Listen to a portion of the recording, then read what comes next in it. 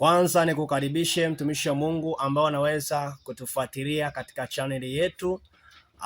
Jina katika YouTube unaandika Bishop Ayubu Mabura, utatukuta hapo, na tuko Mwanza hapa kabisa, wilaya Nyamagana. Tunamtukuza Kristo.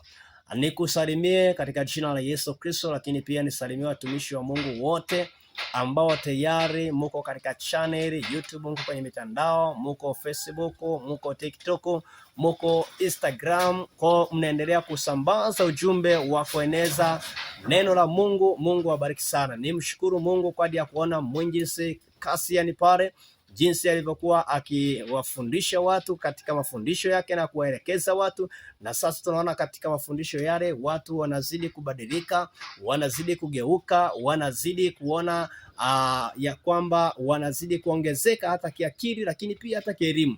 Lakini pia nimshukuru mtumishi wa Mungu Bishop Maboya ambaye amekuwa baba yetu wa kiroho miaka mingi, na amesimama na kuhubiri na kufundisha watu mbalimbali na wakabadilika, na tayari amefanya mambo makubwa katika Tanzania hii. Kwa nikumzungumzia Bishop Maboya, ninaona kwamba anazungumza na mtumishi wa Mungu aliyombeba Kristo kwa ukuu zaidi na kwa matendo makuu zaidi. Lakini pia nimzungumzie mtumishi wa Mungu ambaye anaitwa mtumishi wa Bwana, nani huyu?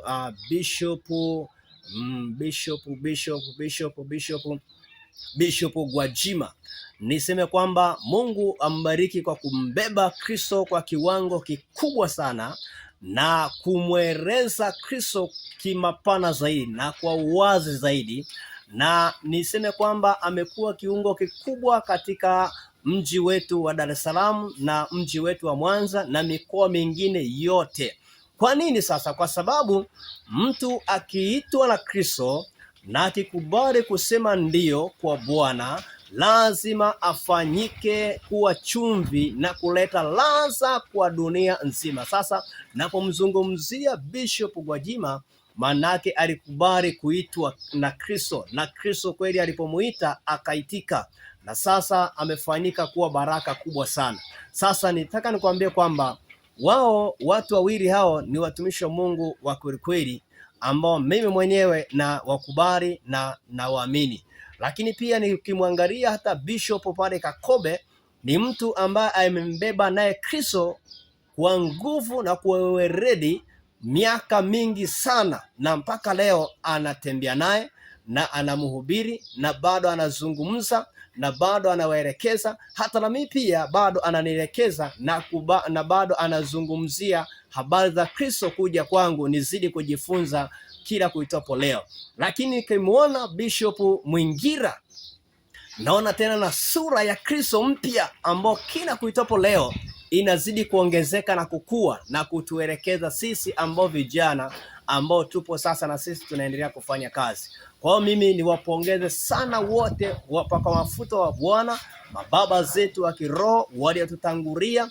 Kwa hiyo niseme na mimi niko hapa Mwanza, naendelea kufanya kazi ya Kristo, kueneza habari njema, kutangaza habari njema, kuelekeza watu katika njia ya Bwana.